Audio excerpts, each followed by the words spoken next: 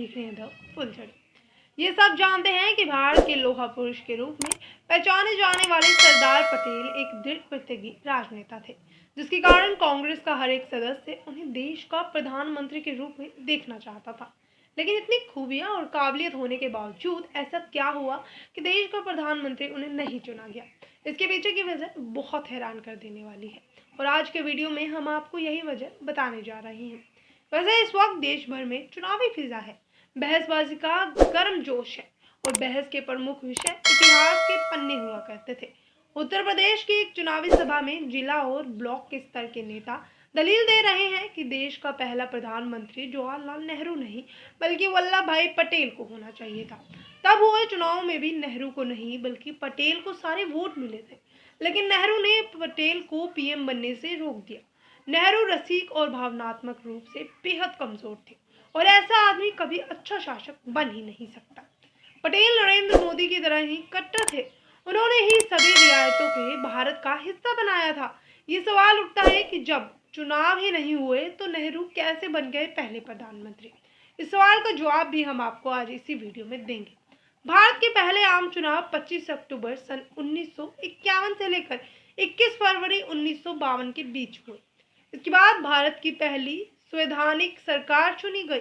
तब नेहरू देश के प्रधानमंत्री बने, लेकिन पहले नहीं दूसरे। तब पटेल का निधन हो चुका था, लेकिन देश तो अगस्त 1947 में ही आजाद हो गया था। फिर 15 अगस्त 1947 से पहले चुनाव तक भारत का शासन किसके हाथ में था? नेहरू कैसे देश के पहले पीएम बन गए? उन्हें किसने पीएम बना दिया? असल में 14 अगस्त 1947 की आधी रात तकनीकी तौर पर 15 अगस्त 1947 को संविधान सभा की ओर से चुने गए भारत के पहले गवर्नर जनरल लॉर्ड माउंटबेटन ने जवाहरलाल नेहरू को भारत के पहले प्रधानमंत्री के पद की शपथ दिलाई थी। तब वल्लभ भाई पटेल सक्रिय राजनीति में थे। वे प्रधानमंत्री पद के प्रबल दावेदार हो सकते थे, लेकिन 1940 की गर्मियों में जो हुआ था उसके बाद किसी भी हाल में पटेल देश के पहले पीएम नहीं बन पाए। क्या हुआ था 1946 में, जिसके चलते पटेल के बजाय नेहरू को मिली थी सत्ता? तो चलिए इस क्वेश्चन का भी जवाब हम आपको इसी वीडियो में दे देते हैं। 1946 में भारत में दो चीजें एक साथ चल रही थी। भारत छोड़ो आंदोलन देश में चरम पर था और द्वितीय विश्व युद्ध आखिरी चरण पर था। ये तय माना जाने लगा कि द्वितीय विश्व युद्ध खत्म होते ही ब्रिटिश सरकार भारत को आजाद कर देगी।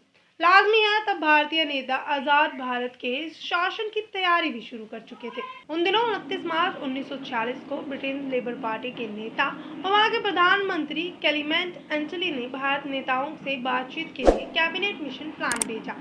इन 3 सांसदों को Stafford Cripps, AV Alexander, Patrick Lawrence का दल भारत के संविधान के रूपरेखा के लिए संविधान सभा और अंतरिम सरकार बनाने के प्रस्ताव को लेकर आया। एक तरफ मुस्लिम लीग पाकिस्तान बनाने का राग अलाप रहे थे, दूसरी तरफ वहीं आजाद भारत की अंतरिम सरकार की रूपरेखा क्या होगी, कौन नेतृत्व करेगा, इस पर माथापच्ची शुरू हो गई थी। महात्मा गांधी ने निभाई थी महत्वपूर्ण भूमिका इस रोल को अदा करने में। अंतरिम सरकार के प्रस्ताव को ध्यान में रखकर महात्मा गांधी ने तत्काल नए कांग्रेस अध्ययन के चुनाव कराने को कहा। ऐसा माना जा रहा था कि कांग्रेस के अध्यक्ष ही आगे चलकर देश के प्रधानमंत्री पद के दावेदार होगा। तब कांग्रेस के अध्यक्ष मौलाना अब्दुल कलाम आजाद थे। वह 1940 से ही कांग्रेस अध्यक्ष थे। अपनी किताब में उन्होंने 1940 में भी कांग्रेस अध्यक्ष पद पर चुनाव लड़ने की मंशा को लेकर लिखा था। वह 1940 में कांग्रेस अध्यक्ष पद का चुनाव लड़ना चाहते थे, लेकिन महात्मा ने ही उन्हें ऐसा ना करने को कहा। तब कांग्रेस अध्यक्ष पद के चुनाव के लिए पूरी एआईसीसी के सदस्यों ने मतदान कराया जाता था, लेकिन महात्मा गांधी इसे जल्द से जल्द पूरा करना चाहते थे। इससे तय हुआ कि केवल प्रदेश कांग्रेस कमेटी के अध्यक्षों के मतदान से ही अगला कांग्रेस अध्यक्ष चुना जाएगा। उस वक्त के दस्तावेजों से मिली जानकारी के अनुसार 15 पीसीसी के द्वारा भेजे गए नामों में 15 ने वल्लभ भाई पटेल के नाम की संस्तुति की थी, 2 ने जेबी कृपलानी के नाम की संस्तुति की थी, जबकि एक ने अपना मत जाहिर नहीं किया। इसमें से एक ने भी पीसीसी ने जवाहरलाल नेहरू के कांग्रेस अध्यक्ष बनाए जाने की संस्तुति नहीं की। लेकिन महात्मा गांधी ने पहले कृपलानी ने अपने नाम वापस लेकर जवाहरलाल नेहरू के पक्ष में जाने को कहा। बाद में उनके कहने पर ही वल्लभ भाई पटेल ने भी नेहरू को कांग्रेस अध्यक्ष पद के लिए जाने पर समर्थन कर दिया। कांग्रेस अध्यक्ष का देश का पहला पीएम बनना तय था 1946 में कांग्रेस के चुने जाने वाले नए अध्यक्ष का ही भारत का पहला पीएम बनना तय था। हालांकि तब वल्लभ भाई पटेल ने पक्ष में अपना वोट देने वाले पीसीसी अध्यक्ष द्वारका प्रसाद मिश्रा कहते हैं कि हमने पटेल को कांग्रेस अध्यक्ष बनाने के लिए मत दिया था, न कि देश को प्रधानमंत्री बनाने के। लेकिन वायसराय के लॉर्ड वेबल ने 1 अगस्त 1940 को कांग्रेस अध्यक्ष जवाहरलाल नेहरू को अंतरिम सरकार बनाने का न्योता दिया। 2 सितंबर 1940 को नेहरू ने 11 अन्य सदस्यों के साथ अपने पद की शपथ ली। तब जो पद नेहरू को मिला था उसे प्रधानमंत्री तो नहीं कहा गया, लेकिन उसे ही राष्ट्रपक्ष कहा गया।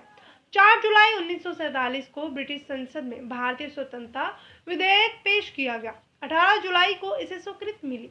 भारतीय स्वतंत्रता अधिनियम 1947 के अनुसार भारतीय संविधान सभा ने 15 अगस्त 1947 को लॉर्ड माउंटबेटन को भारत का प्रथम गवर्नर जनरल चुना। 15 अगस्त 1947 को माउंटबेटन ने ही नेहरू को भारत के पहले प्रधानमंत्री की शपथ दिलाई थी।